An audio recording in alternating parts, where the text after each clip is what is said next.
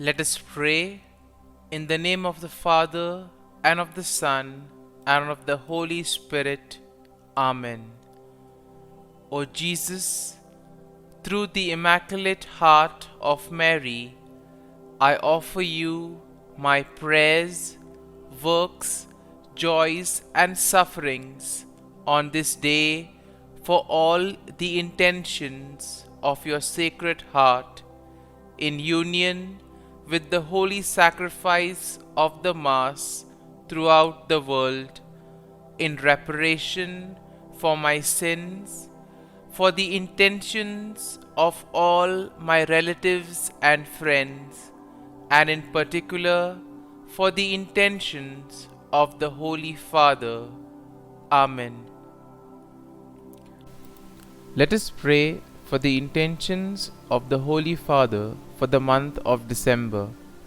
For persons with disabilities, we pray that people living with disabilities may be at the center of attention in society, and that institutions may offer inclusive programs which value their active participation.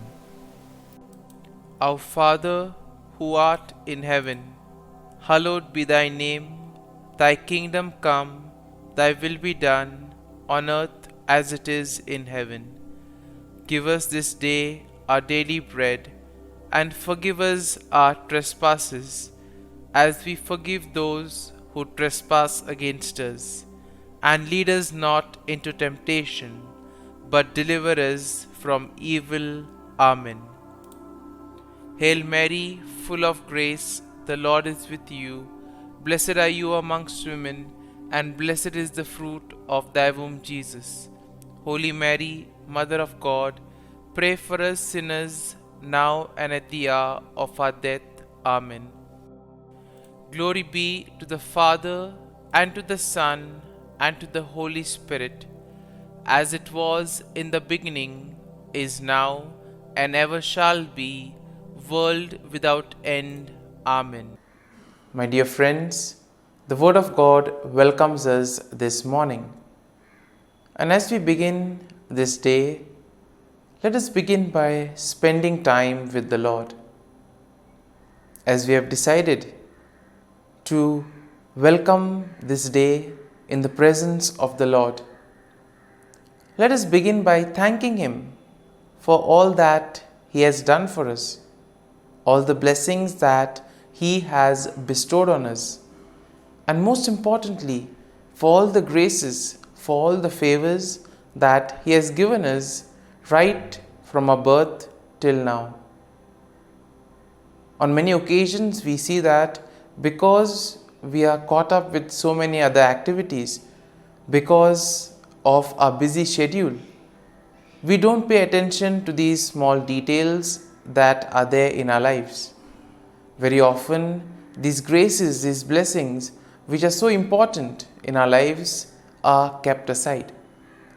And therefore today, as we begin today's morning prayer, we ask the Lord to give us the grace so that we may be able to appreciate the good things that He has done for us. And therefore, it is appropriate that we begin today's prayer by thanking the Lord for all that He has done for us.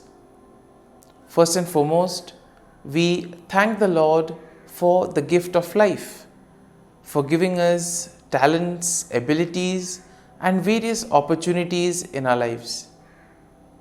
We also thank the Lord for the gift of our family members, friends, relatives, near and dear ones, and all those who play a very important role in our lives. Now we see that there are so many people who have been instrumental in our lives in so many ways. These people have dedicated their time and effort, and thus they have shaped and helped us become who we are.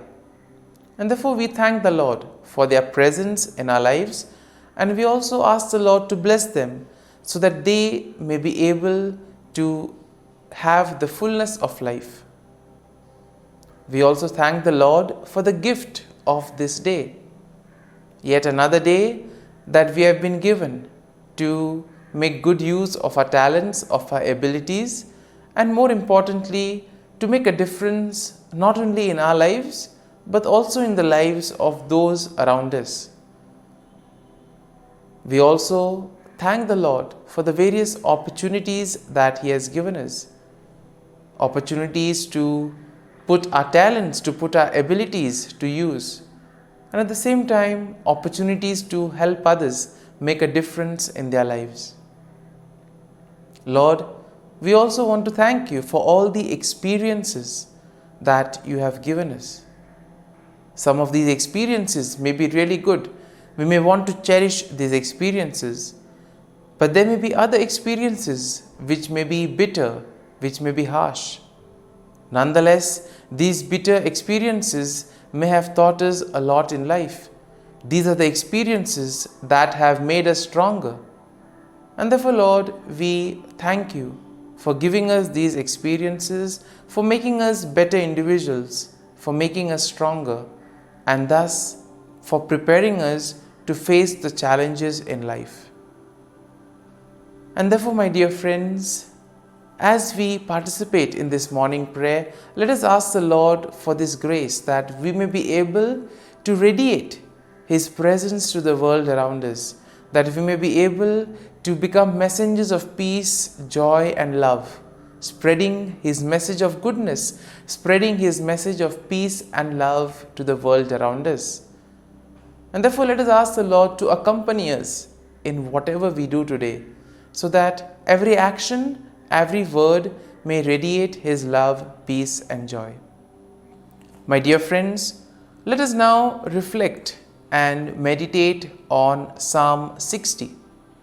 As usual, we shall have a general overview of the psalm. We shall, in general, just take a look at what the psalm is exactly trying to tell us, what are the themes that are present in the psalm. And then we shall take a look at the psalm in detail, looking at each of these themes, each of these aspects in detail. And when we have an overview, or when we look at the psalm at a glance, we see that Psalm 60 is a psalm of lament that is attributed to David, and it is believed to be written during a time of distress and defeat, possibly after a military setback. Now we see that setbacks are very common in life, and sometimes it becomes very difficult for us to deal with these setbacks.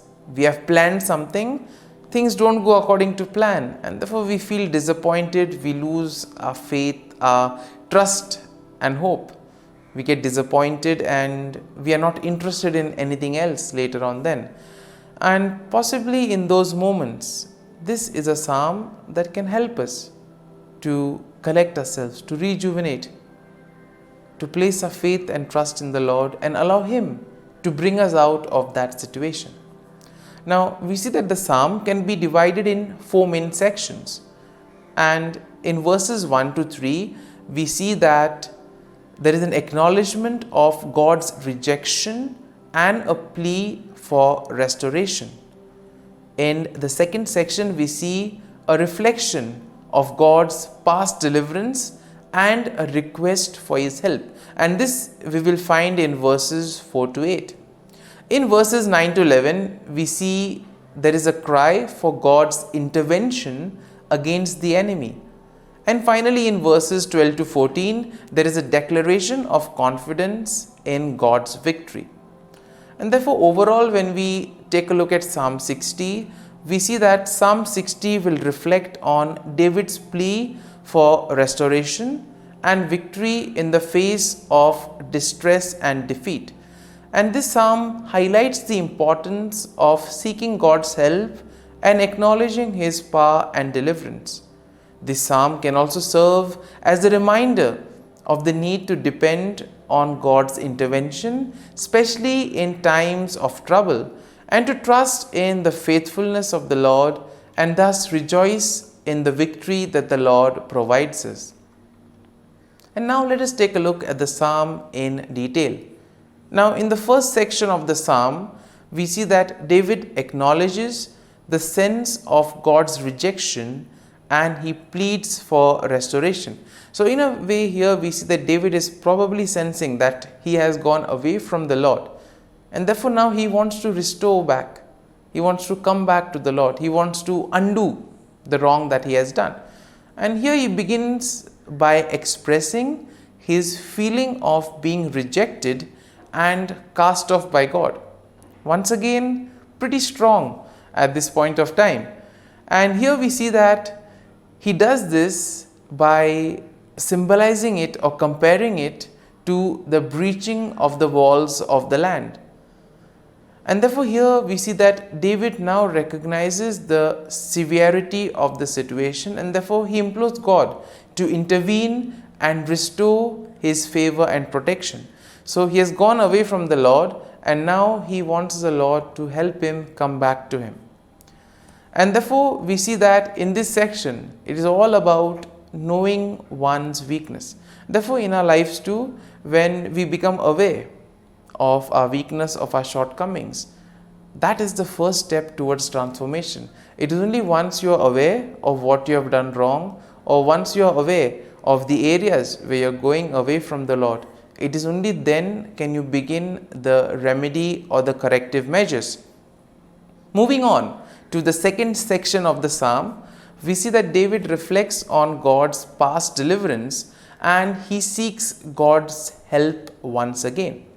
Now he recalls how God has given his people a banner, a symbol of victory, and therefore he asks the Lord to do the same.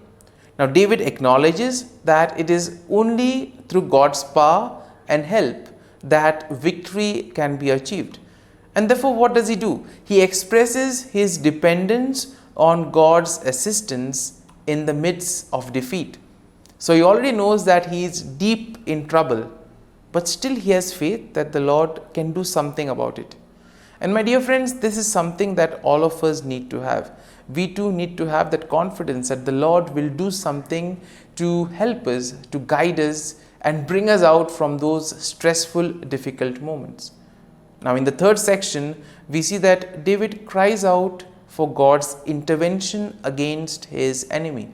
And therefore he pleads for God to extend his help and to defeat the enemy who has brought devastation and affliction upon them. Now David also will acknowledge the significance of God's intervention, and thus he recognizes that his victory is completely dependent on God's action.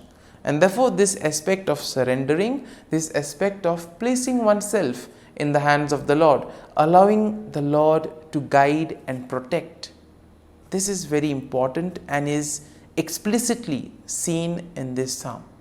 And therefore in the final section, we see that David declares his confidence in God's victory.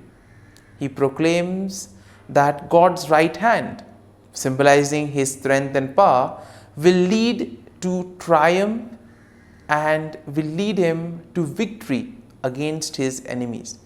And therefore we see that David acknowledges that victory will ultimately depend on God. It is God who will do everything for him. And thus he expresses that he himself needs to place his faith and trust in the Lord, and that the Lord will act on behalf of him and also on behalf of all the people. And therefore, my dear friends, as we reflect on this psalm, let us spend time in assimilating it. Let the psalm take root in us, so that when we are faced in these difficult moments, when we feel that we are deep down in trouble, this psalm can act as a great source of consolation. It can help us to regroup. It can help us to get back on our feet by placing our faith and trust in the Lord. And therefore, my dear friends, as we have reflected and meditated on this psalm, let us now close our eyes at this morning hour and let us thank the Lord. Let us praise the Lord. Let us glorify the Lord. Loving Father, you have given us this time in the morning.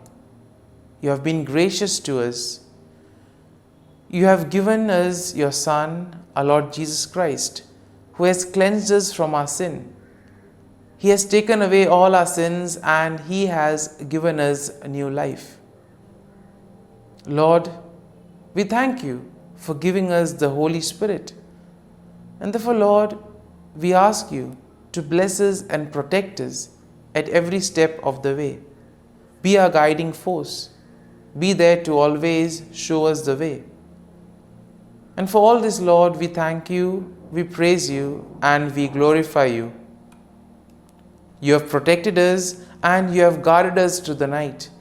You have given us this time to spend with you.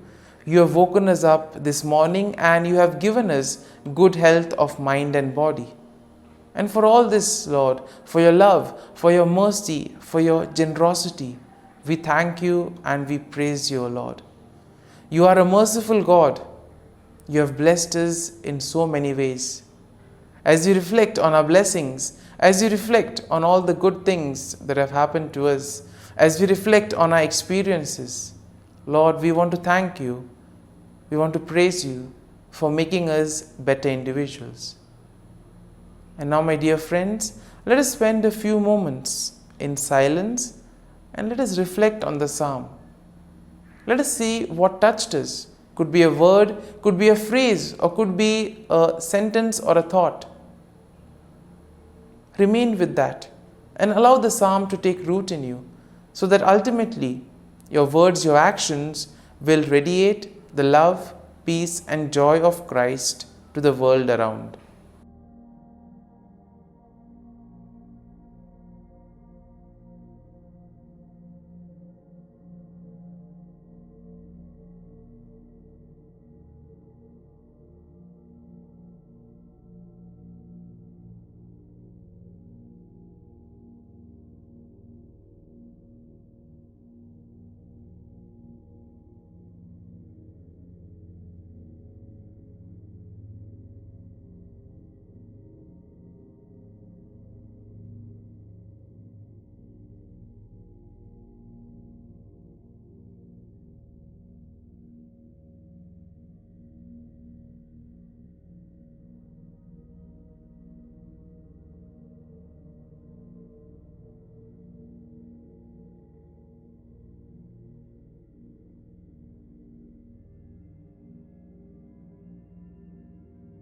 Prayer to Saint Michael the Archangel for protection. Saint Michael the Archangel, defend us in battle. Be our defense against the wickedness and snares of the devil. May God rebuke him, we humbly pray. And do thou, O Prince of the heavenly hosts, by the power of God, thrust into hell Satan and all the evil spirits who prowl about the world, seeking the ruin of souls. Amen. Act of Adoration. O Sacrament most holy, O Sacrament divine, all praise and all thanksgiving be every moment thine. Saint Gertrude Prayer for souls in purgatory. Eternal Father, I offer Thee the most precious blood of Thy divine Son, Jesus, in union with the masses said throughout the world today, for all the holy souls in purgatory, for sinners everywhere, for sinners in the universal church, those in my own home and within my family. Amen. May the divine assistance remain always with us, and may the souls of the faithful departed through the mercy of God rest in peace. Amen. Glory be to the Father, and to the Son, and to the Holy Spirit, as it was in the beginning, is now, and ever shall be, world without end. Amen.